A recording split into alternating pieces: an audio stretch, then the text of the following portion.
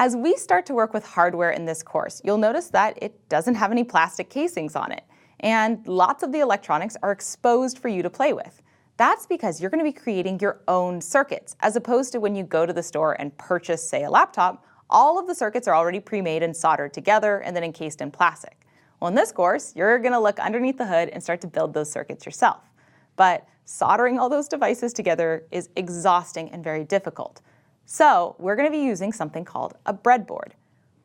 A breadboard is a plastic and metal tool that lets you easily prototype and try out different electric circuits without the need of soldering.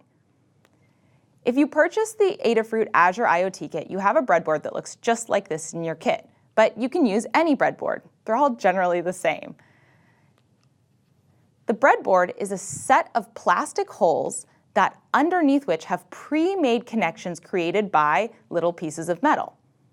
Looks something like this. So when you put one electric device in one side of the metal and another one in the other, then it's as if you've connected those two in a circuit without having to solder them together.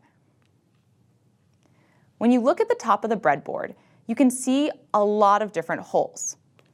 The holes that go horizontally across that little gap in the middle are connected as long as they're all in the same row. So if you connect something to the first hole and something to the last hole, it's as if you've soldered them together. Each of these horizontal lines represents a connected set of pins.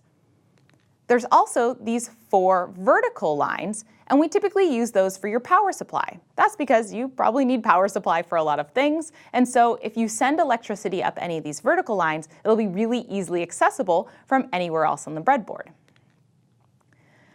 All of the electronic components that come in your kit, and most of which you're going to be working with anyway, are specifically designed to fit your breadboard. They have these little metal prongs that you stick into the holes that are just long enough to create that connection.